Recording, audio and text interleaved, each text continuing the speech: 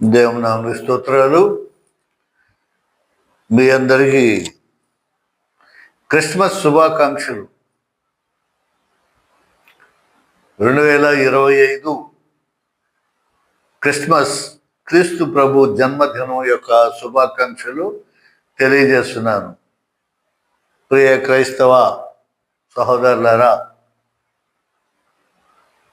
Sophia Joseph YouTube ద్వారా మీకు ఇప్పటి వరకు బైబిల్ చరిత్రను టూకీగా తెలియజేసి ఉన్నాను. మరి ఇంకా ఇప్పుడు క్రిస్మస్ నెలలో ఉన్నాం కాబట్టి మరికొన్ని రోజుల్లో యావత్ ప్రపంచం అంతా కూడా క్రిస్మస్ పండుగని ఎంతో సంతోషకరంగా జరుపుకోవటానికి సిద్ధపడుతూ ఉండగా, మరి ఆ క్రిస్మస్ గురించి ఆ సందేశాన్ని కొద్ది నిమిషాలు మీకు అందించాలని చెప్పేసి నేను ఉత్సాహపడుతున్నాను. దయచేసి ఈ క్రిస్మస్ సందేశాన్ని మీరు వినవలసిందిగా నేను ప్రాధేయపడుతున్నాను. ఈ భూప్రపంచంలో పండుగలు జరుపుకుంటూ ఉంటాం, రకరకాల పండుగలు జరుపుకుంటూ ఉంటాం. అయితే క్రైస్తవ ప్రపంచము, క్రైస్తవులు ముఖ్యంగా మూడే మూడు పండుగలు ప్రపంచమంతా కూడా ఒకేసారి ఒకే రోజున జరుపుకోవడం అనేది గొప్ప ఆశ్చర్యకరమైనటువంటి రోజు. ఒక పండుగ ఒక చోట జరిగితే మరొక చోట జరగకపోవచ్చేమో కానీ ఈ మూడు పండుగలు ఈ క్రిస్మస్తో ప్రారంభమై ప్రపంచమంతటి కూడా జరుపుకుంటాం. ముఖ్యంగా ఈ క్రీస్తు జన్మదినాన్ని ప్రపంచమంతా కూడా కొనియాడుతూ ఉంటుంది.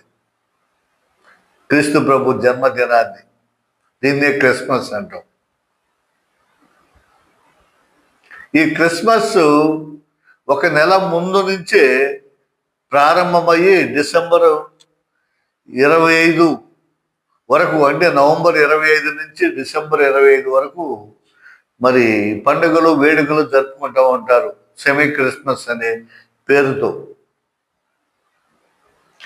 జరుపుకుంటూ ఉంటారు.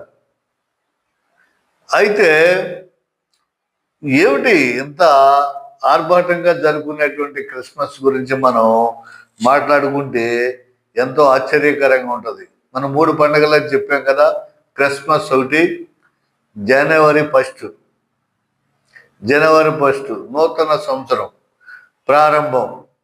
జనవరి 1 అంటే యేసు ప్రభు యొక్క మరి ఆ పేరు పెట్టినటువంటి రోజు, అది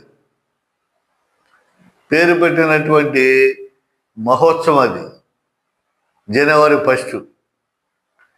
ఇంకా ఈస్టర్ పండుగ, మూడవది ఈస్టర్ పండుగ.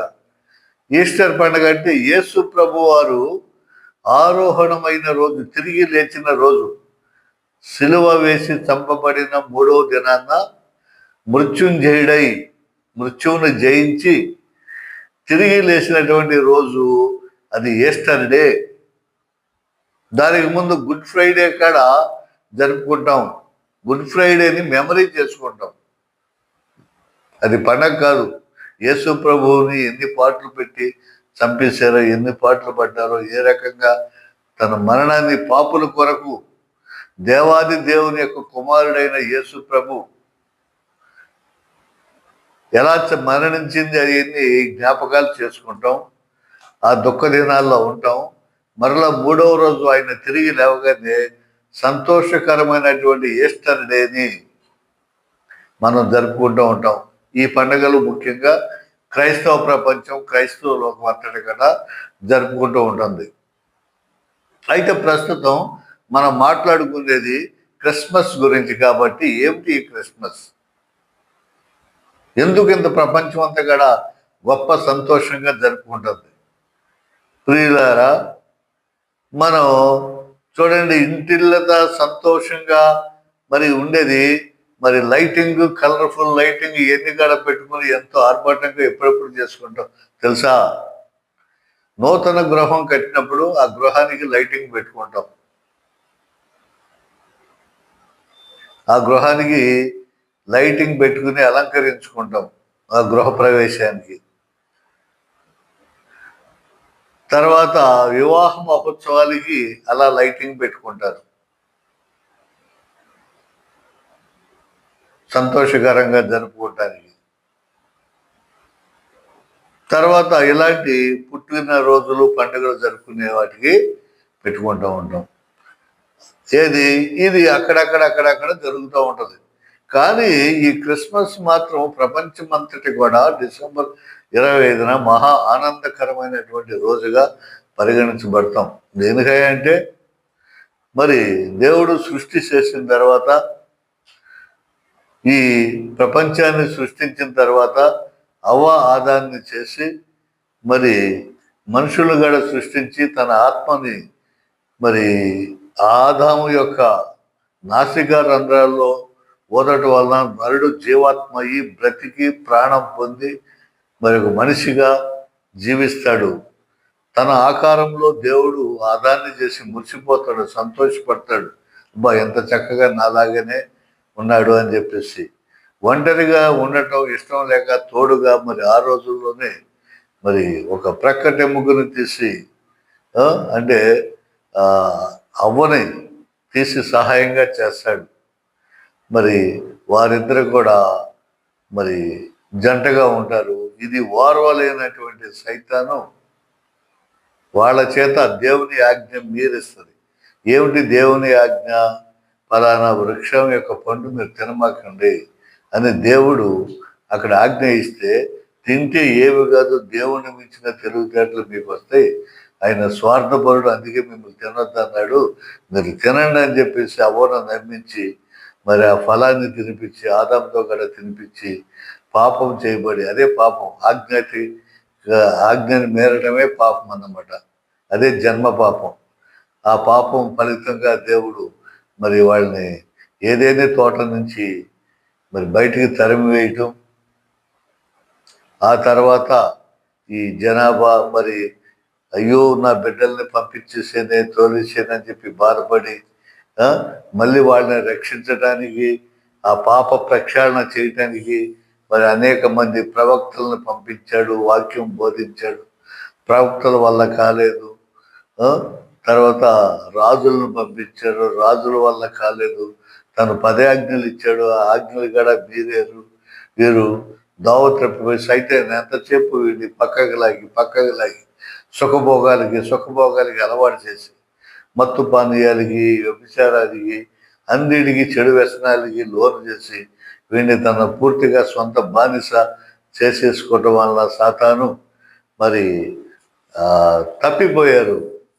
మానవులు తప్పిపోవటం వలన మరీ కోపం వచ్చి వాళ్ళందరినీ జలప్రళయంలో తుడిచిపెట్టేయటం, మళ్ళా నోవాహు సంతతి ద్వారా మళ్ళీ ఏర్పాటు చేయటం, మళ్ళీ అబ్రహాముకి వాగ్దానం చేయటం, మరి యాకోబుని ఇశ్రాయేలుగా మార్చడం, ఆ 12 గోత్రాల నుంచి మరి 12 మంది ఇశ్రాయేల్ జనాంగాన్ని ప్రభు సొంతంగా తన కోసం ఏర్పాటు చేసుకోవటం, వాళ్ళ కోసం రాజుల్ని, సౌలు మహారాజుని, దావీదు రాజుని వీళ్ళందరినీ పంపించడం, ప్రజలను ఏలించడం, ఇవన్నీ కూడా జరిగిపోయినాయి. ఎంత చేసిన మానవుడు దానికి రాలా. వారి పాపాన్ని ప్రయత్నం చేయటానికి ఎవరి వల్ల కూడా కాలేదు. అప్పుడు దేవుడు ఏం చేశాడు? ఇంకా లాభం లేదు, నా కుమారుణ్ణే పంపిస్తాను, నా కుమారునే బలిగా ఇచ్చేస్తాను అని చెప్పేసి మరి వాక్యమైనటువంటి దేవుడు యోహాను సువార్త 1వ అధ్యాయం చూసినట్లు, ఆది యందు వాక్యం ఉండెను, వాక్యము దేవుని యొద్ద ఉండెను, వాక్యమే దేవుడై ఉండెను. మరి ఆ వాక్యమే కృపాసత్య సంపూర్ణుడిగా మన మధ్య అవతరించానని చెప్పేసి చెప్పినట్ల విధంగా ఆ వాక్యమే ఈ రోజున కృపాసత్య సంపూర్ణుడిగా దేవుని యొక్క వాక్యమే మనిషి రూపంలో మరి ఈ డిసెంబర్ 25న జననం అందటం అనేది ప్రజలందరికీ శుభకరమైనటువంటి మహారోజు, గొప్ప రోజు, దేవుడు భూమి మీదకి అవతరించినటువంటి రోజు. కాబట్టి దీన్ని పండగ చేసుకుంటారు ప్రపంచమంతా కూడా, యావత్ ప్రపంచం అంతా కూడా. దేవుడే భూలోకానికి వచ్చాడు, దేవుడే అడిగెట్టాడు. ఎక్కడెట్టాడు చూడండి, ఇశ్రాయేల్ దేశంలో బెత్లెహేంలో బెత్లెహేము ప్రపంచము నడిబొడ్డున ఉంటుంది ఖచ్చితంగా, సెంట్రల్ పాయింట్. మీరు మ్యాప్ తీసి చూడండి, గ్రాఫ్ వేసి కొలవండి, ఖచ్చితంగా నడిబొడ్డున బెత్లెహేములో యేసు ప్రభు వారు అక్కడ అడుగు పెట్టాడు. యెరూషలేములోనే దేవాలయాన్ని నడిబొడ్డున మొట్టమొదటిగా యెహోవా దేవుడు మరి సొలొమోను రాజు చేత కట్టించటం జరుగుతుంది. నడిబొడ్డులో యెరూషలేము దేవాలయం, ఆ దేవాలయపు నడిబొడ్డులో గర్భగుడి ఉంటుంది సెంట్రల్ పాయింట్లో. మరి ఇవన్నీ దేవుని ప్రణాళిక. ఆ ప్రణాళిక ప్రకారం మరి యెరూషలేములో ప్రభు అయిన యేసుక్రీస్తు జననం పొందటం ఆషామాషి కాదు, ఆషామాషి కాదు. చంద్రమండలం మీదకి మొట్టమొదటిసారిగా మానవుడు అడుగు పెట్టినప్పుడు మరి విలేకరులు అక్కడ అడుగు పెట్టినటువంటి నీల్స్ టామ్ని ప్రశ్నించినప్పుడు అక్కడ ఎలా ఫీల్ అయ్యావు, నువ్వు చంద్రమండలానికి కొత్తగా భూమి మీద అడుగు పెట్టావు కదా, గొప్ప విషయం కదా అంటే ఆయన ఏం సమాధానం చెప్పాడో తెలుసా? మానవుడు చంద్రుడి మీద అడుగు పెట్టడం గొప్ప విషయం కాదు, దేవాది దేవుడు భూమి మీద అడుగు పెట్టడం అనేది మహా గొప్ప విషయం. అదే క్రిస్మస్. అంత గొప్ప విషయం, ఇంక అంతకంటే గొప్ప విషయం వేరొకటి లేదని చెప్పి ఆయన సాక్ష్యం ఇచ్చాడు. హల్లెలూయా, హల్లెలూయా. కాబట్టి ఈ దేవాది దేవుడు ప్రభు అయిన క్రీస్తు మరి మానవుల కోసం, మానవుల రక్షణార్థమై ఆ సైతాను చెర నుంచి విడిపించటానికి తన ప్రాణాన్ని, తన రక్తాన్ని దారబోసి తనకు తానే సొంతంగా, ఎవరో ఆయన బంధించలా, ఎవరో ఆయన పట్టుకున్న చంపలా, తనకు తనగా సొంతంగా అప్పగించుకుంటాడు. గచ్చమైన తోటలో మరి అక్కడ సైనికులు వచ్చి పట్టుకోవడానికి వచ్చినప్పుడు పేతురు గారికి కోపం వచ్చి మరి ఒకరి వరలో నుంచి కత్తిలాగి కొట్టినప్పుడు చెవు తీగి కింద పడితే ఏమంటాడు తెలుసా ప్రభు? పేతురు, దుడుగు పేతురు, నువ్వు రాయివి, గట్టివాడివే, దృఢమైనవాడివే, నాకు తెలుసు. కత్తి పట్టుకున్నవాడు కత్తితోనే మరణిస్తాడు, పెట్టే అక్కడ అని చెప్పేసి ఆ చెవు తీసి మరలా మల్కు అనేటువంటి సైనికుడికి ఆ చెవుని అంటించి, నేను కోరుకుంటే నా తండ్రి మరి ఎన్ని వేల దూతలను పంపుతాడో తెలుసా, ఎంత సైన్యాన్ని పంపుతాడో తెలుసా, ఒక్కో దేవదూత ఎంతమందిని చంపగలదో తెలుసా.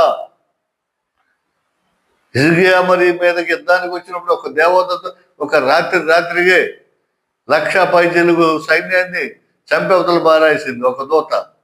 అలాంటి మరి ఎంతమంది దూతలు వస్తారు?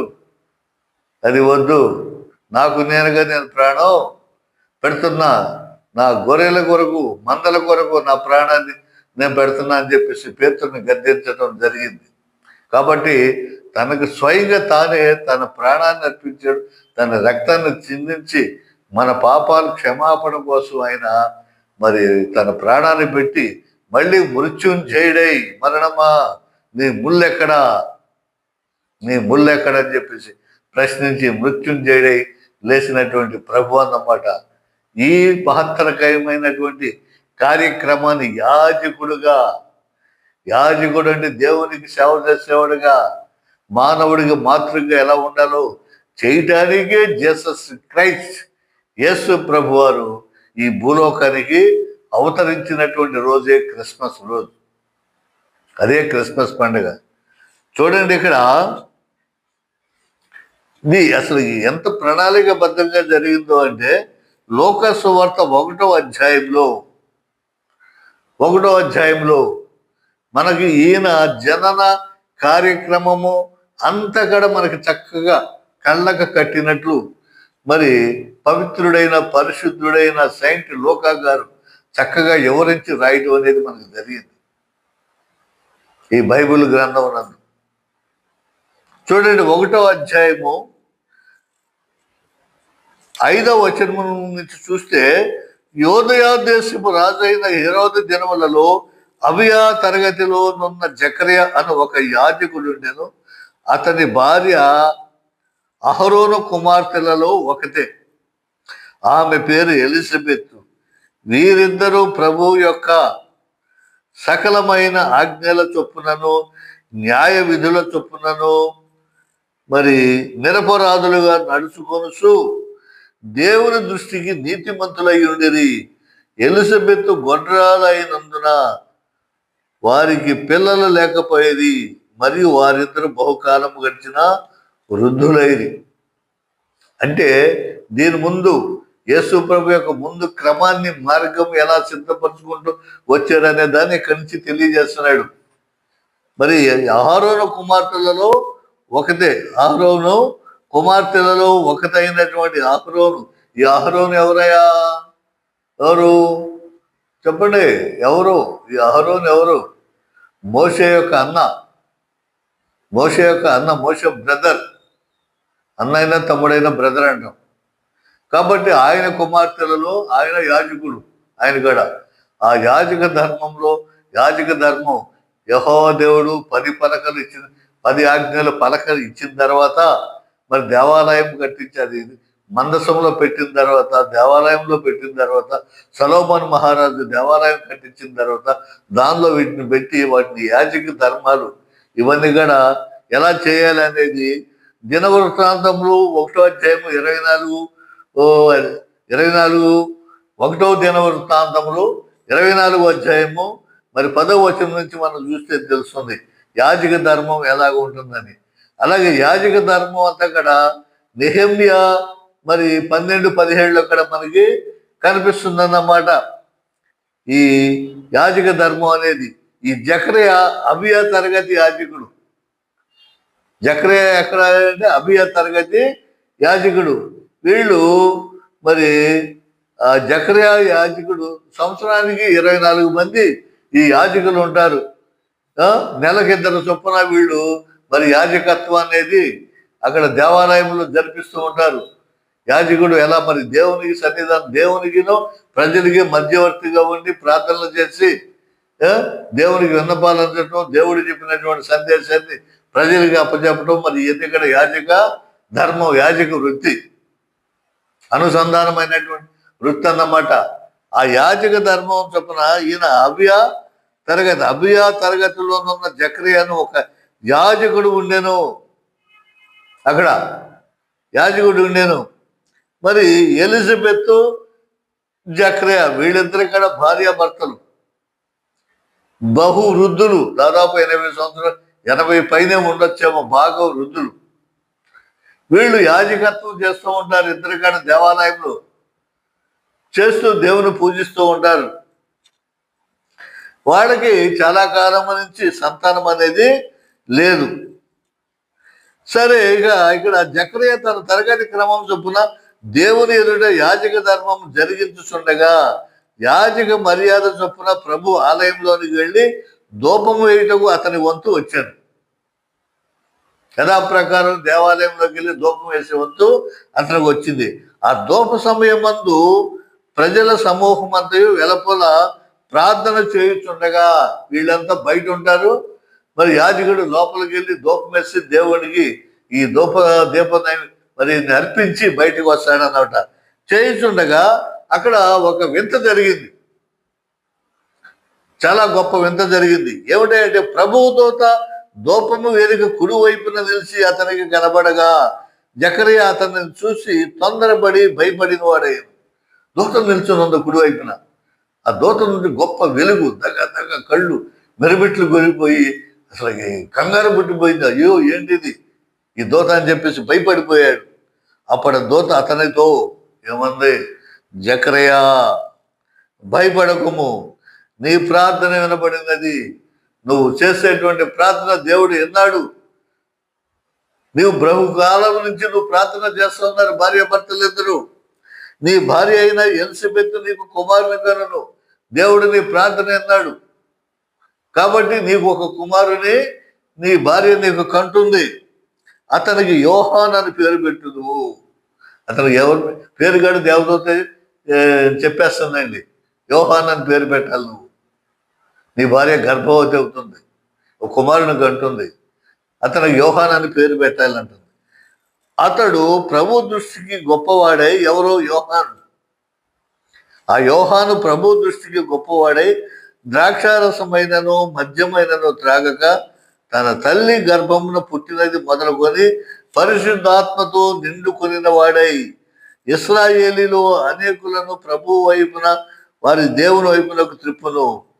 మరియు అతడు తండ్రుల హృదయములను పిల్లల తట్టుకును అవేధీయులను నీతిమంతుల జ్ఞానమును అనుసరించుటకును త్రిప్పి ప్రభు కొరకు ఆయత్తపడి ఉన్న ప్రజలను సిద్ధపరచుటకై ఏలియా యొక్క ఆత్మయు, ఎవరి ఆత్మ అండి? ఏలియా.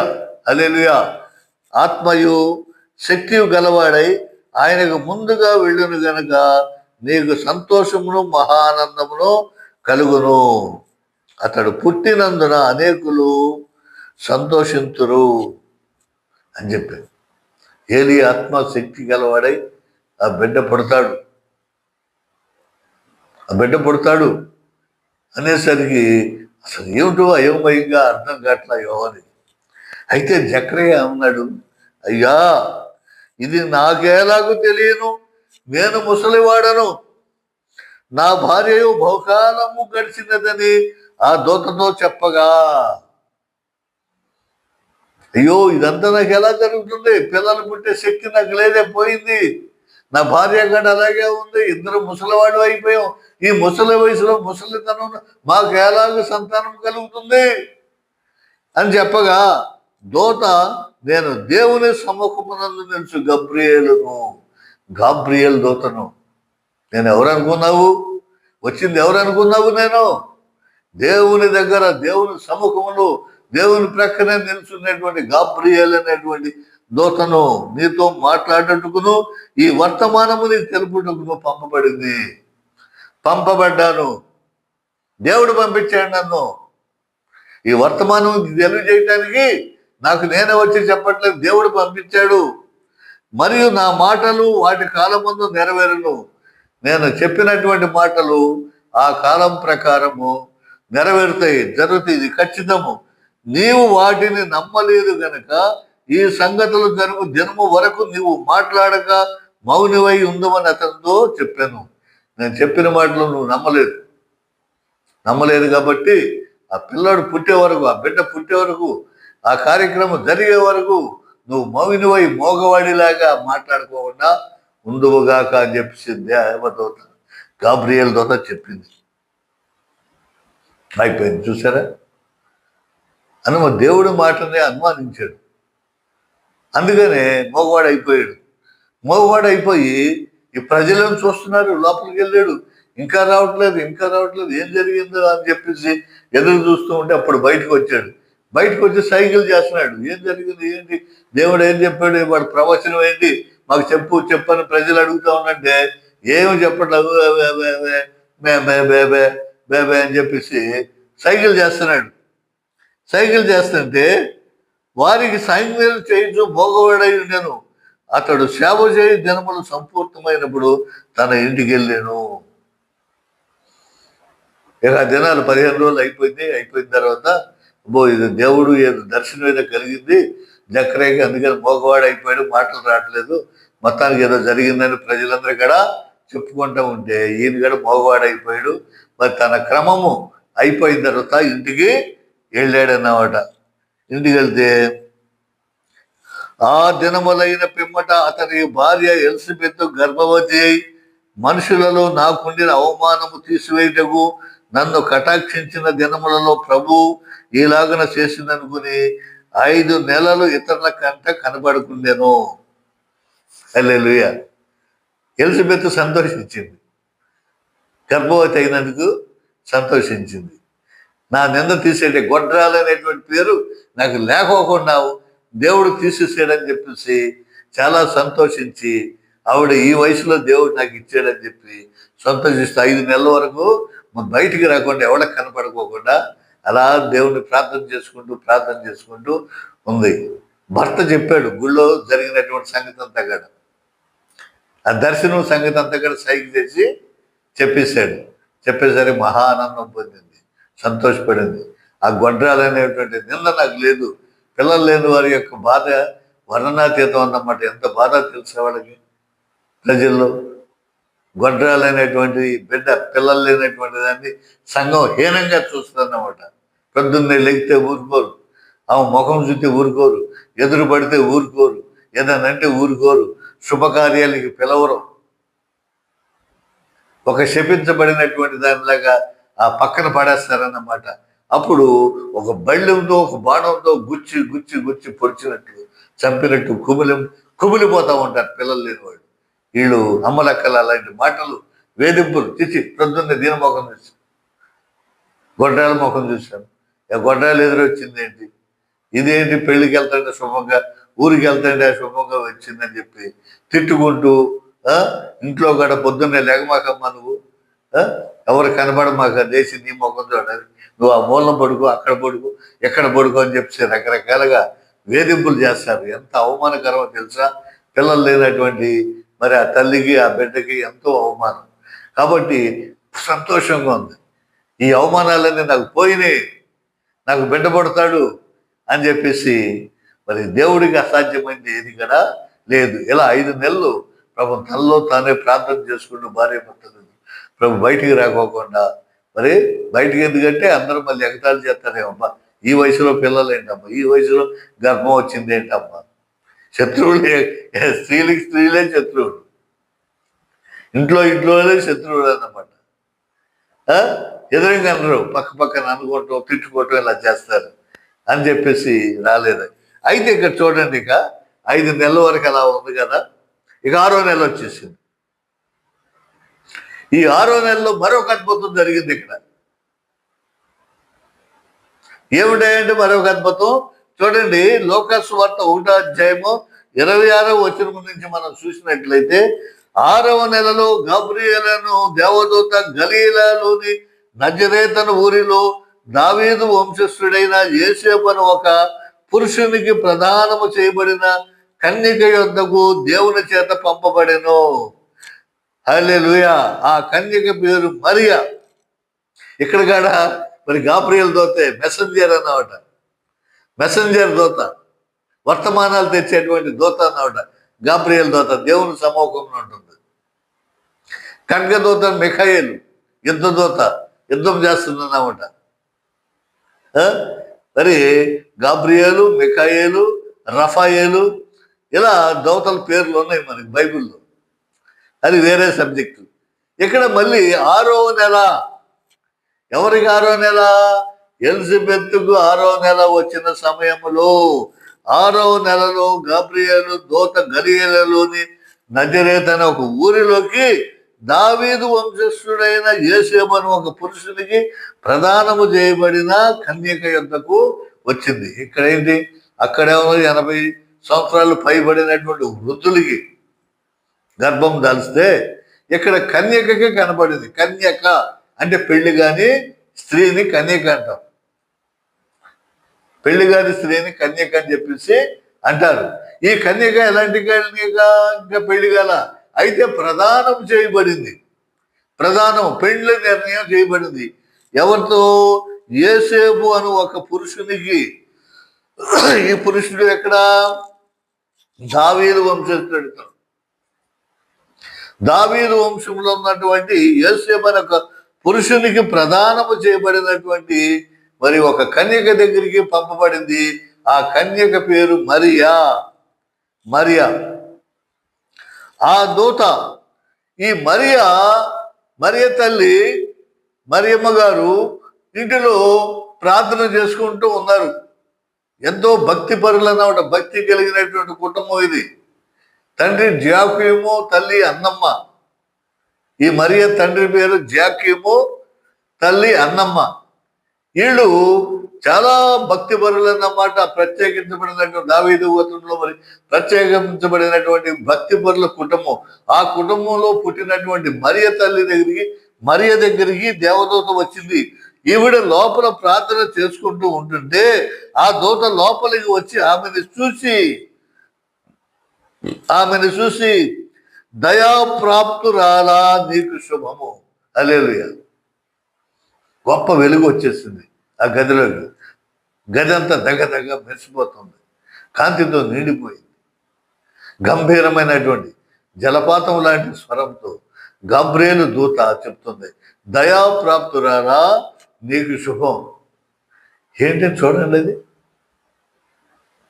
సాధారణంగా మానవుడు మనుషులు దేవునికి దేవదూతలకి వందనాలు చెప్తారు, రెండు చేతులు జోడించి మోకాళ్ళ మీద ఉండి మరి వందనాలు చెప్తాం. కానీ దేవదూత వచ్చి ఇక్కడికి వందనాలు చెప్తుంది, శుభవచనాలు చెప్తుంది.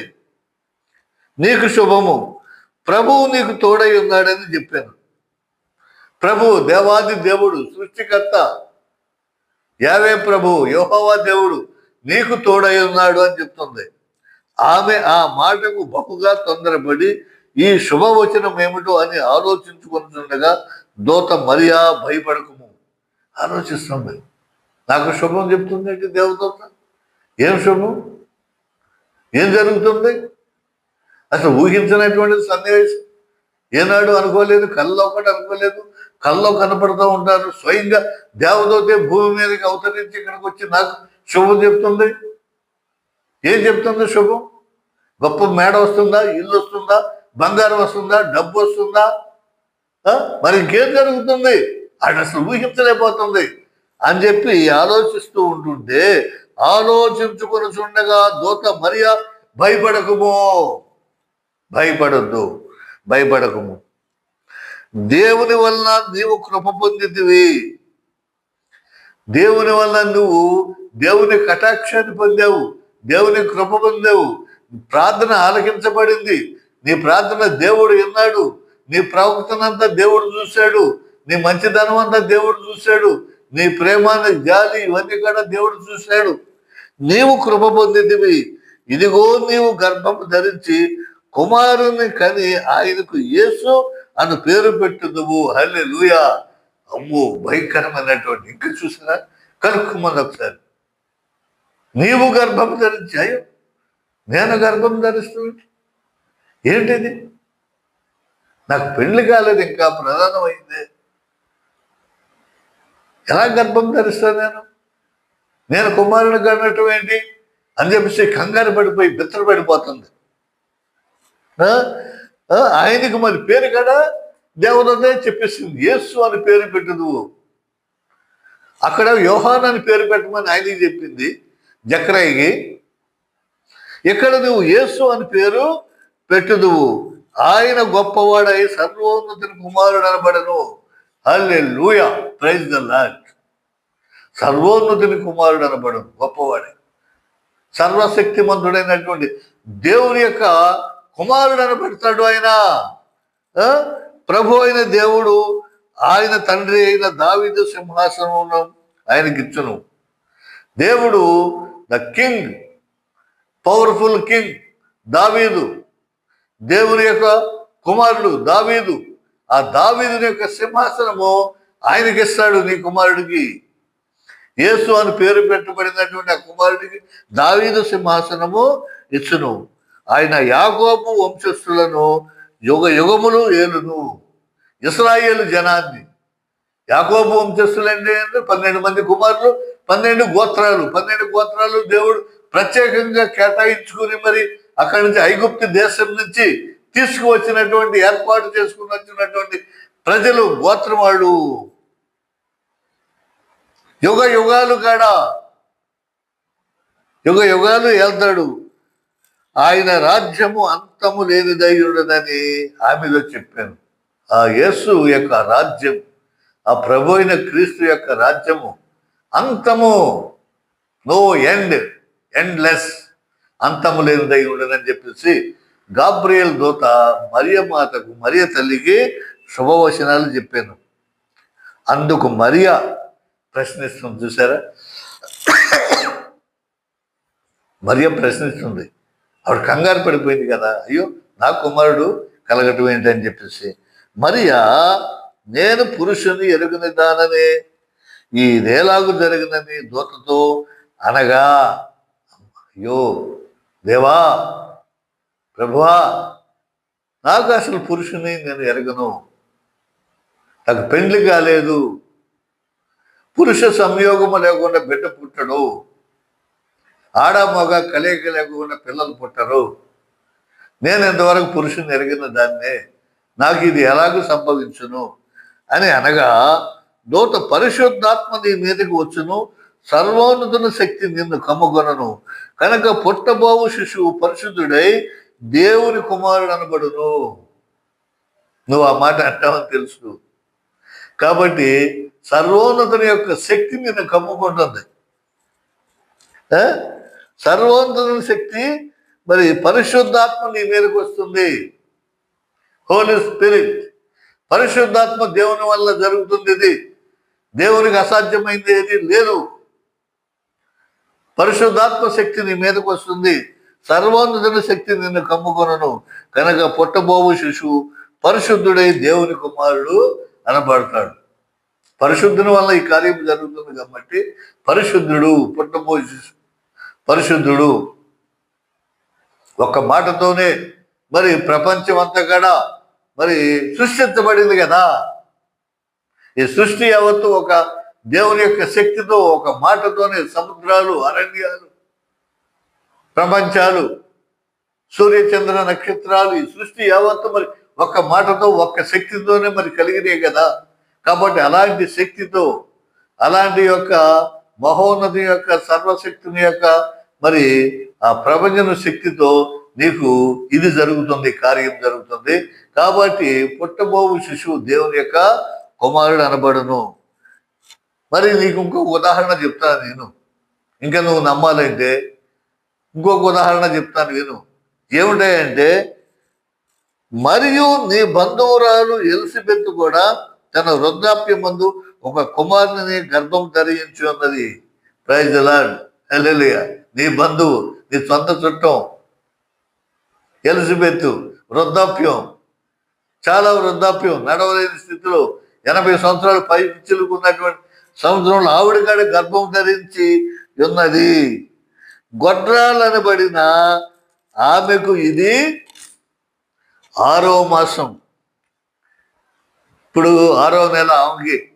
గొడ్రాలు ఇంతవరకు పిల్లలు లేరు అనబడినటువంటి, ఇక పిల్లలు పుట్టరు అనుకున్నటువంటిది, మరి మానవ జాతి అంతా కూడా అనుకున్నటువంటిది, నమ్మినటువంటిది, దేవుడు మరి దాన్ని బ్రేక్ చేశాడు. బ్రేక్ చేసి ఆవిడికి గర్భం ఇచ్చాడు.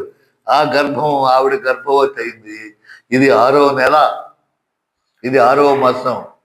ఇప్పుడు అర్థమైందా అని చెప్పేసి ఆవిడికి చక్కగా విడమర్చి దేవదూత చెప్పింది. దేవుడు చెప్పిన ఏ మాట అయిననో నిరర్ధకము కానేరదని ఆమెతో చెప్పాను.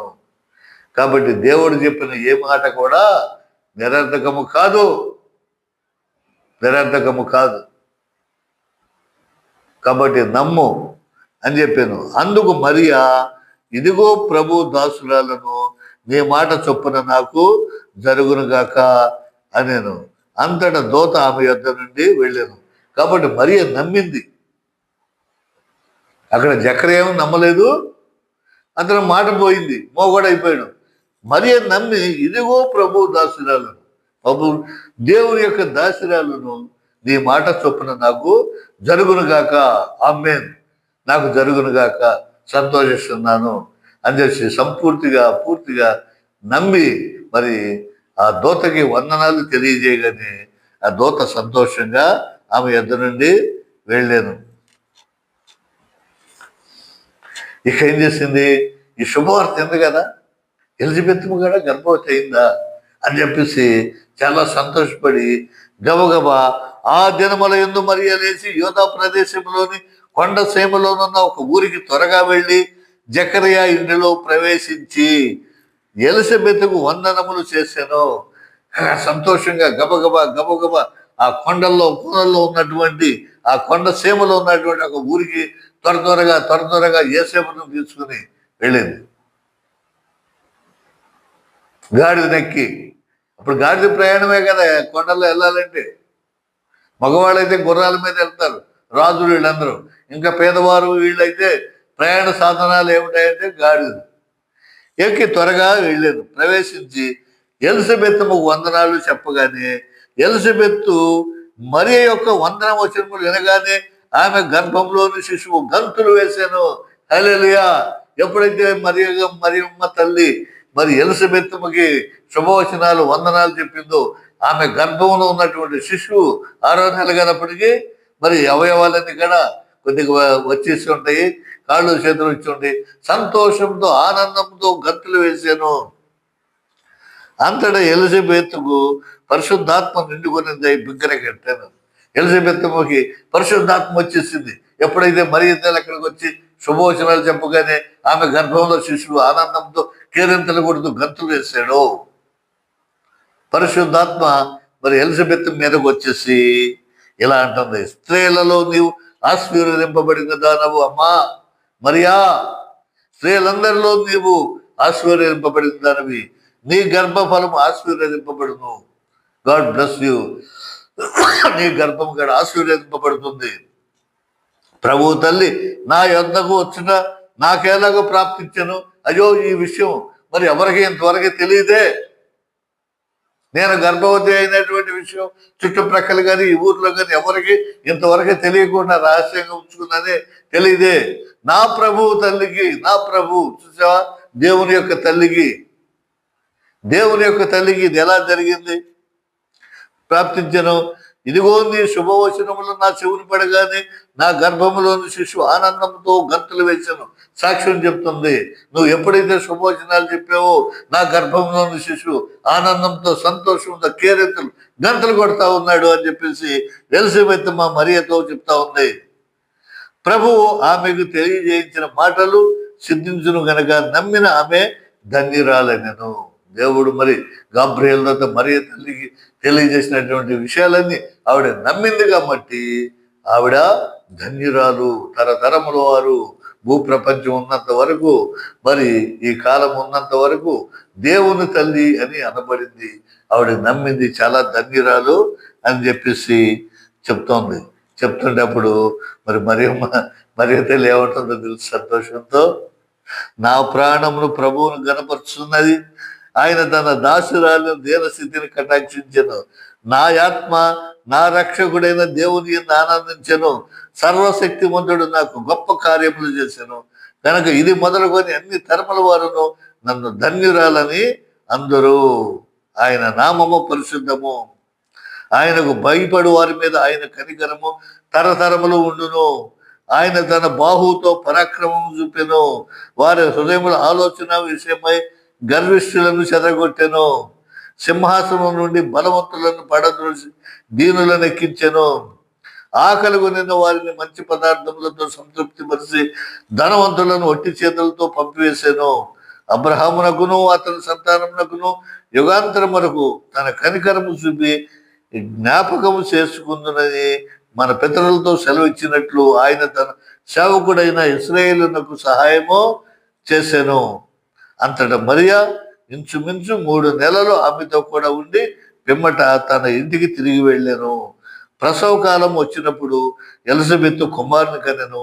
అప్పుడు ప్రభువు ఆమె మీద మహాకనికరం ఉంచెను అని ఆమె పొరుగువారు బంధువులు విని ఆమెతో కూడా సంతోషించిరి. సరే, మరి తల్లి కూడా దేవునికి కృతజ్ఞత స్తుతులు చెల్లించింది. నన్ను ధన్యురాలంటారు. తరతరముల వరకు దేవుడు అబ్రహాంతో చేసినటువంటి వాగ్దానాన్ని మరి ఈ విధంగా ఈ రకంగా ఆయన నెరవేరుస్తున్నందుకు చాలా సంతోషంగా ఉందని చెప్పేసి ఆవిడ మరి అక్కడ ఆవిడికి మరి 3 నెలలు ఉండి సపర్యలు చేసి, ఎలిజబెత్ రుద్రాలు కదా, పని చేసుకోలేదు. మరి గర్భిణీ స్త్రీ ఎంత కష్టపడుతుందో, ఎంత బాధపడుతుందో, పని చేసుకోవాలన్నా, ఆహారం తినాలన్నా మరి ఎన్ని ఇబ్బందులు పడుతుందో మరి స్త్రీ లోకానికి తెలుసు. కాబట్టి మరియ తల్లి మరి ఎలిజబెత్కి అక్కడ 3 నెలల వరకు అక్కడ అంటే దాదాపు బిడ్డ కనేంత వరకు కూడా అక్కడ ఉండి మరి ఆవిడకి సపర్యలు చేసి మరి అక్కడి నుంచి బయలుదేరి తన ఊరికి వచ్చేసింది. అప్పుడు ఈ మరియ తల్లి రావటం, సపర్యలు చేయటం, మరి ఇవన్నీ చూడటం ప్రజలందరికీ కూడా తెలిసిపోయింది. దేవుని యొక్క శక్తి వాళ్ళందరికీ తెలిసిపోయింది. అమ్మో, ఇది మహా గొప్ప కార్యం, మహాశక్తి. ఈయన కుటుంబం అంటేనే భయభక్తులు కలిగి అందరూ మరి ధ్యానిస్తూ, దీవిస్తూ, గౌరవిస్తూ మెలిగేవారు. ఆ ఊరు ప్రజలందరూ కూడా ఎంతో సంతోషించేవాళ్ళు. ఆ రకంగా ఆవిడ మరి ఉంది. ఆ విధంగా బిడ్డ ప్రసవించిన తర్వాత ఇక్కడ చూడండి, 8వ దినమున వారు ఆ శిశువునకు సున్నతి వచ్చి 8వ రోజున సున్నతి. ఇక్కడ హీబ్రూ మరి యూదుల ఆచారం సున్నతి అనేది చాలా గొప్పది, గొప్ప సంస్కారం అది. ప్రతి మగ బిడ్డని 8వ రోజున దేవాలయానికి తీసుకెళ్ళి ఆ ప్రసవ దినాలన్నీ కూడా ఆ మైలంతా కూడా పోయేటట్లు మరి ఆ సున్నతి చేసిన తర్వాత అప్పుడు జన సమూహంలో కలుస్తారు వీళ్ళు. అన్ని కార్యాలకు అటెండ్ అవ్వడం చేయటం ఇవన్నీ కూడా చేస్తారన్నమాట. శుద్ధీకరించుకునే దినం అంటారన్నమాట. అది ఖచ్చితంగా మరి దీనిలో ఉంది, యూదుల గ్రంథంలో ఉంది, మోషే ధర్మశాస్త్రంలో ఉంది. అందుకనే మొట్టమొదటి మీరు గమనించినట్లయితే అక్కడ హోరేబు పర్వతం మీద దేవుడు అగ్ని పొదలో మోషేకి దర్శనం ఇచ్చిన తర్వాత ఇశ్రాయేల్ ప్రజలకి వాళ్ళకి తోడుకుని రావడానికి భార్య బిడ్డను తీసుకుని బయలుదేరి వెళ్తా ఉంటుంటే దేవుడు ఏం చేస్తాడు, మోషేని చూస్తాడు, దూతను పంపిస్తాడు చంపేయమని. ఎందుకో తెలుసా, బిడ్డకి అప్పటికి సున్నతి చేయలా, ధర్మశాస్త్రం ప్రకారం నడవకోకుండా మర్చిపోయి బిడ్డను తీసుకెళ్ళిపోతా ఉంటుంటే అప్పుడు సపేరా మోషే యొక్క భార్య గబగబ బిడ్డను తీసుకెళ్ళి మరి ఒక పదునైన రాయి తీసుకుని సున్నతి చేసి ఆ సంస్కారం పూర్తి చేసిన తర్వాత అప్పుడు అక్కడి నుంచి బయలుదేరుతారు. దేవుడు కోపం తగ్గుద్ది, అప్పుడు ప్రశాంతంగా వెళ్తారు. సున్నతికి అంత ప్రత్యేకత ఉంది. అలా సున్నతి చేయాలి 8వ రోజున, బిడ్డ పుట్టిన కాడి నుంచి 8వ రోజున. ఇక్కడ 8వ దినమున వారు శిశువుకు సున్నతి చేయవచ్చు. చూడండి, లోకాసు వార్త 1వ అధ్యాయము మరి 59వ వచనం నుంచి మనం చూసినట్లయితే సున్నతి చేయవచ్చి తండ్రి పేరుని బట్టి జకర్యా అని పేరు వానికి పెట్టబోతుండగా ఆ సున్నతి రోజునే శిశువు కాడ పేరు పెట్టేస్తారు. దేవాలయంలో సున్నతి చేసిన తర్వాత ఏం పేరు పెట్టాలో పేరు పెట్టేస్తారు. ఆ పేర్లు సర్వసాధారణంగా వారి వంశంలో కానీ వాళ్ళ కుటుంబంలో కానీ వాళ్ళ పూర్వీకుల్లో కానీ పెద్దల్లో కానీ ఎవరైతే మంచివారు ఉన్నారో వాళ్ళ పేరుని జ్ఞాపకార్థంగా పెట్టుకుంటూ ఉంటారు సర్వసాధారణంగా. ఇక్కడ దేవదూతే పెట్టేసింది పేరు, యోహాను అని పేరు పెట్టమని చెప్పింది. కాబట్టి వీళ్ళు ఏం చేస్తున్నారు, వారు ఆ శిశువు సున్నతి చేయవచ్చి తండ్రి పేరుని బట్టి జకర్యా అని పేరు వానికి పెట్టబోతుండగా తల్లి అలాగూ వద్దు, జకర్యా అని వద్దు, వానికి యోహాను అని పేరు పెట్టవలేదని చెప్పాను. తల్లి వారించింది. తండ్రి అని మోగవాడైపోయాడు, ఏం చెప్పట్లా, ఏం పేరు పెట్టాలో చెప్పట్లా. ఇంకేం పేరు పెడతారు, తండ్రి పేరే పెడతారే అని చెప్పనుకుని పెడతా ఉంటే తల్లి వారించి యోహాను అని పేరు పెట్టమని చెప్పింది. అందుకు వారు, నీ బంధువులలో ఆ పేరు గలవాడు ఎవడను లేడే అని ఆమెతో చెప్పి వానికి ఏ పేరు పెట్టకూర్చున్నామని వానికి తండ్రికి సంజ్ఞలు చేసి అడిగిరి. ఇదేంటి యోహాను, మీ బంధువుల్లో మీ చుట్టాల్లో ఎవరు ఈ పేరు గలవాడు లేరే, ఏం పేరు పెట్టాలి, జకర్యా ఏం పేరు పెట్టాలి అని చెప్పేసి జకర్యాకి సంజ్ఞలు చేస్తే జకర్యా ఏం చేశాడు తెలుసా, ఒక పలకే ఉండే, నేను రాస్తాను, నేను మాట్లాడలేను, అది మాట రాదు కాబట్టి ఒక పలకే ఉండని చెప్పి మరి యోహాను ఆ రాత పలక తెమ్మని వాని పేరు యోహాన్ అని వ్రాసాను. అందుకు వారందరూ ఆశ్చర్యపడారు. ఎలిజబెత్ చెప్పిన పేరే ఈయన కూడా రాశాడు. అయ్యో ఏంటి ఇది అని చెప్పి అందరూ కూడా ఆశ్చర్యపడారు. ఎప్పుడైతే ఆ పేరు పెట్టారు ఎంతనే అతని నోరు తెరవబడి నాలిక సడలి అతడు దేవుని స్తుతించుచు మాట్లాడసాగారు. అప్పుడు మాట వచ్చేసిందండి, అప్పుడు వచ్చింది మాట. ఆశ్చర్యం వేసేసింది. ఈయన పేరు రాశాడు, పేరు పెట్టారు, మాట్లాడటం మొదలుపెట్టాడు, దేవుని స్తుతిస్తున్నాడు. అందుని బట్టి వారి చుట్టుపట్ల కాపురం ఉన్న వారికి అందరికీ భయం కలిగింది, భయం వేసేసింది.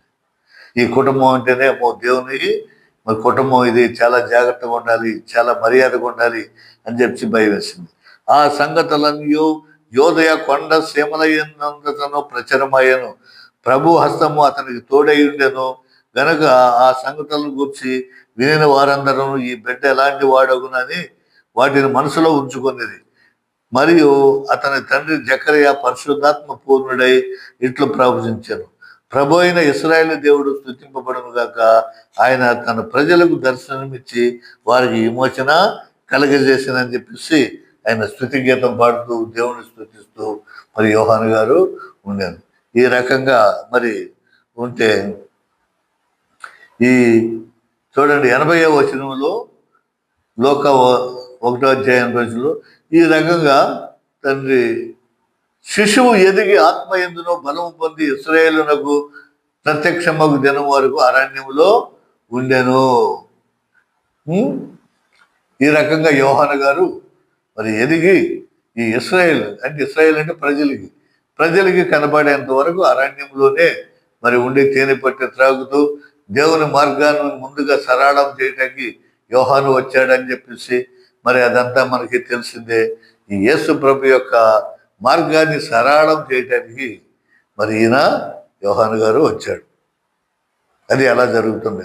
మొట్టమొదటి అధ్యాయం అంతా కూడా ఈ యోహాను చరిత్ర, పుట్టుక విధానము, మరియ తల్లికి గాబ్రియల్ సన్మనస్కుడు దేవదూత ఎలాంటి సందేశాన్ని ఇచ్చింది, ఎలాంటి శుభవార్త చెప్పింది, మరియ తల్లి ఏం చేసింది, ఇవంతా కూడా ఈ 1వ అధ్యాయంలో మనకి